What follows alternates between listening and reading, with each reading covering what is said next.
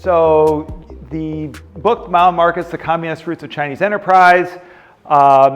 So I am not a traditional China scholar, actually. So my PhD is in sociology, particularly the study of economies and organizations.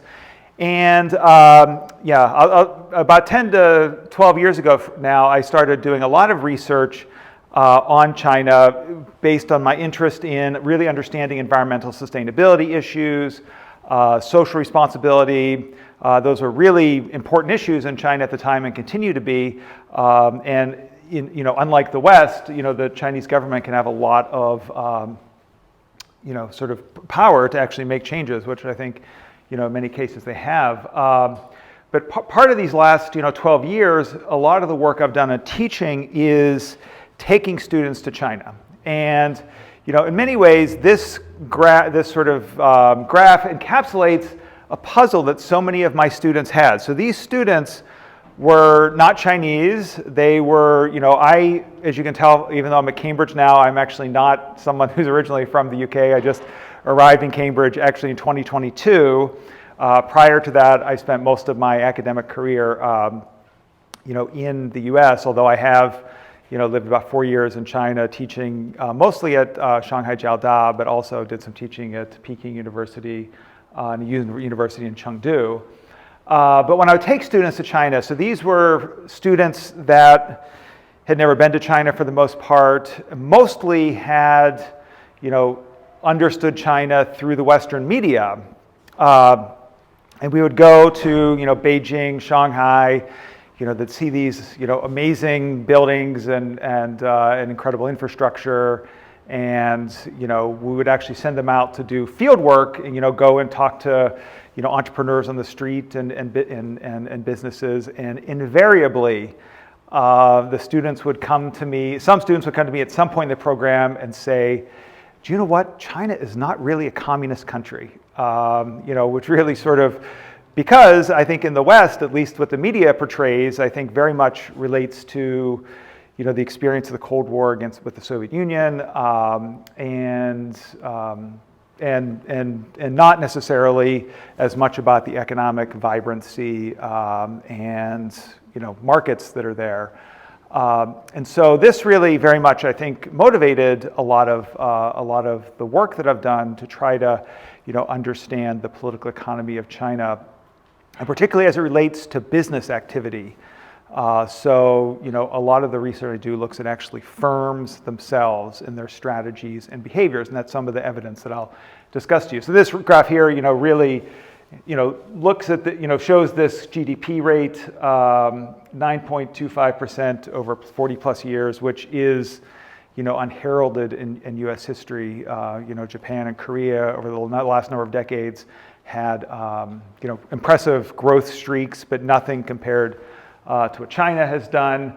But, sort of encapsulating my students' puzzlement, there's almost 100 million Chinese Communist Party members now. And so, many of you are Chinese. This might not be a contradiction to you, but for people, coming at this from the West, it is a surprise.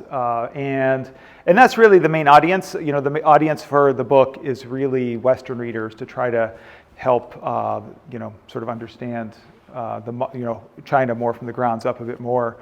One other sort of piece of introduction. So, the book we wrote very much for a general interest audience, although there are a variety of charts, graphs, and, if you look in the footnotes, a variety of interviews and regression tables, but it's based on a number of peer-reviewed academic journal articles, but we try to write it in a more sort of engaging style. We think we succeed a bit. It actually was one of the Financial Times best books of 2022.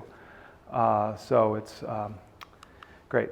So this idea of my students being puzzled, I think also extends through the policy establishment and businesses as well in the U.S.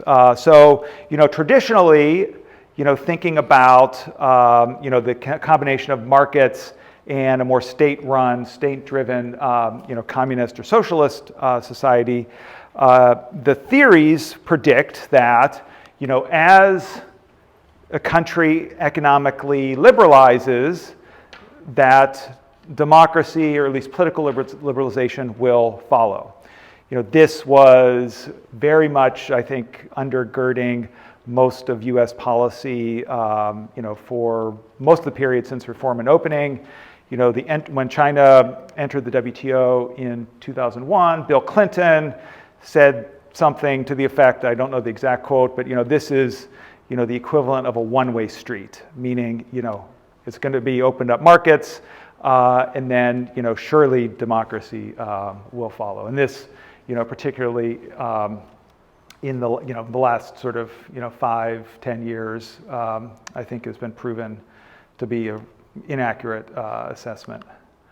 Another point, and this very much, so I grew up in the U.S., 1970s, 1980s, and this was the height, not exactly the height, but still there were sort of lingering discussions of the communist system in the Soviet Union, and just how inefficient, and it collapsed under its own weight, and the idea being that this part of the reason why perhaps it'll lead to political liberalization is just that the thinking is that these communist systems just can't fundamentally work over the long term. There will be a lot of inefficiencies, not a lot of innovation, et cetera. And I think China has also sort of shown that assumption to be false.